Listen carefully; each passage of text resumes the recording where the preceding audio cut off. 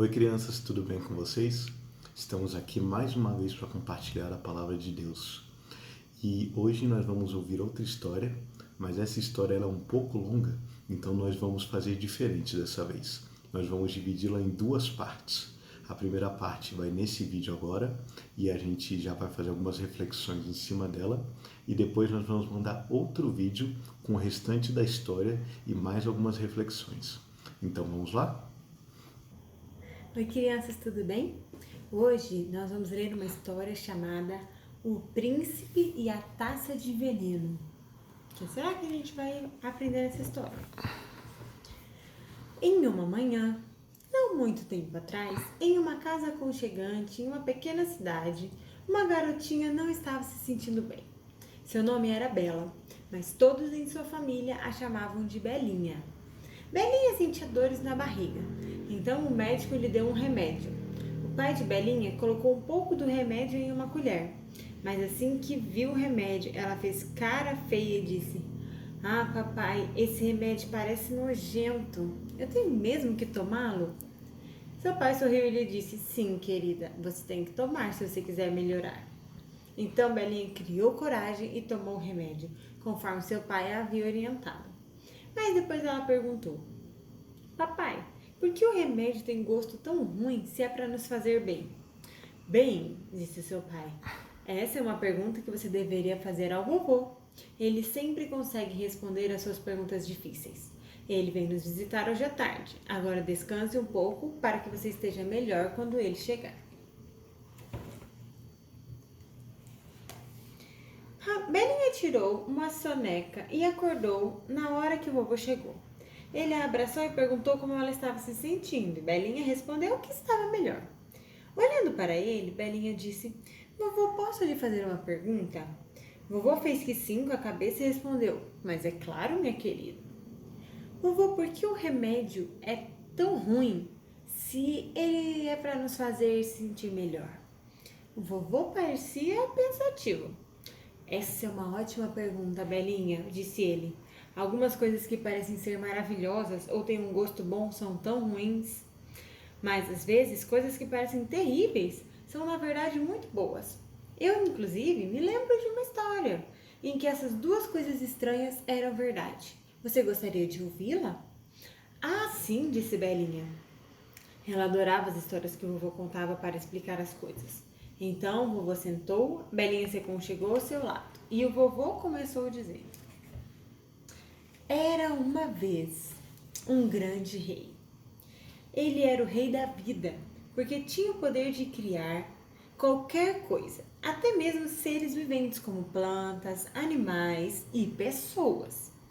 O rei criou um lindo parque repleto de árvores, rios, lagos e jardins. Todos os dias, o rei ia ao parque visitar os seus súditos, as pessoas que ele havia criado. Eles andavam juntos pelo lindo parque e eram muito felizes. No centro do parque, o rei colocou uma fonte. Desta fonte jorrava uma linda água borbulhante que parecia fresca e gostosa. Mas o rei disse ao seu povo: "Vocês podem beber de todos os rios do parque, mas não devem beber da fonte. A água da fonte fará mal a vocês. Não bebam dela."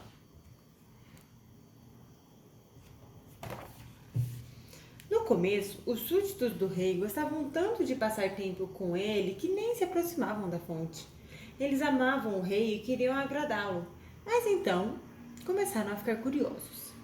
Eles se perguntavam por que o rei não queria que eles bebessem da água da fonte, que parecia tão limpa e refrescante.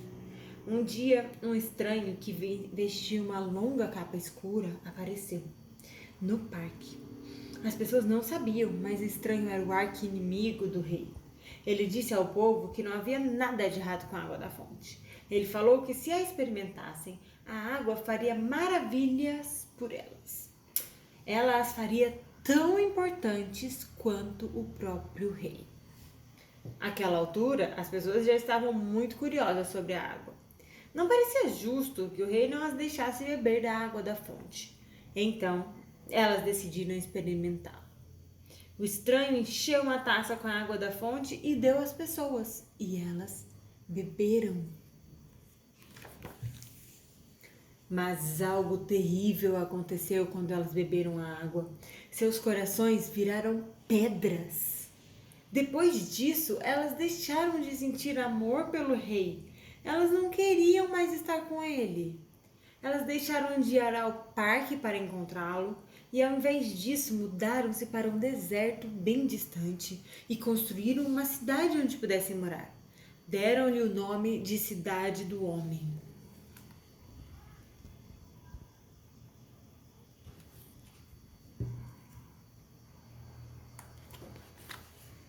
O rei da vida ficou muito bravo, porque as pessoas lhe desobedeceram. Ele sabia que por causa da terrível violação da sua ordem, ele teria justificativa para destruir a cidade do homem. Mas o rei ainda amava o seu povo e ficou muito triste pela dor deles. O rei era muito sábio e tinha o conhecimento de que as pessoas iriam beber da fonte. Então, ele já havia criado um plano para ajudá-las. Ele foi até o seu filho, que era o príncipe do reino, e lhe disse: eu quero que você me ajude a curar os nossos súditos. Nesse momento da história, Belinha interrompeu o vovô lhe perguntando: o que o rei queria que o príncipe fizesse? Era uma tarefa terrível, disse o vovô. O rei deu ao príncipe uma taça de ouro e lhe disse para ir até a cidade do homem.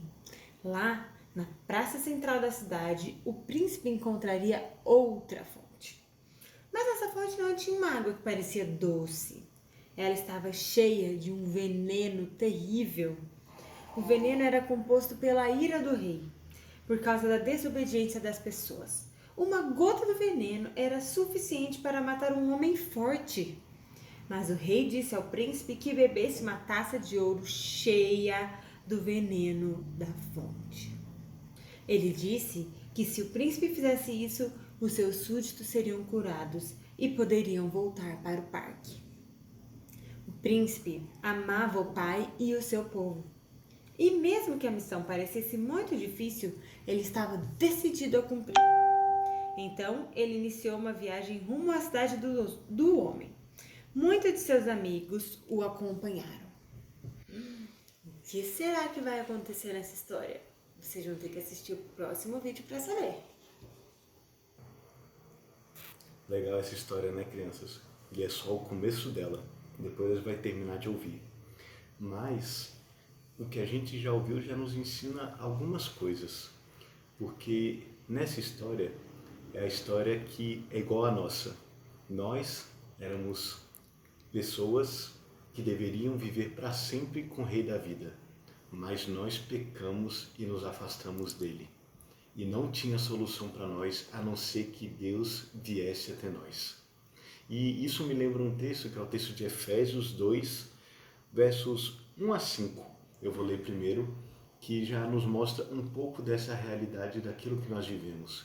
Diz assim o texto da palavra de Deus: Ele vos deu vida estando vós mortos os vossos delitos e pecados, nos quais andastes outrora segundo o curso deste mundo, segundo o príncipe da potestade do ar, do espírito que agora atua nos filhos da desobediência, entre os quais também todos nós andamos outrora, segundo as inclinações da nossa carne, fazendo a vontade da carne e dos pensamentos, e éramos por natureza filhos da ira, como também os demais.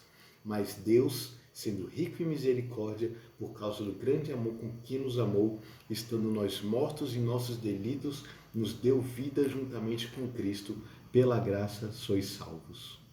Até aqui. O que esse texto está dizendo é que por causa dos nossos pecados, nós estávamos mortos, totalmente separados de Deus. E um morto não tem como fazer coisa alguma. Nós simplesmente éramos levados pelo inimigo de Deus, éramos levados pelos nossos pecados como um morto sem vontade.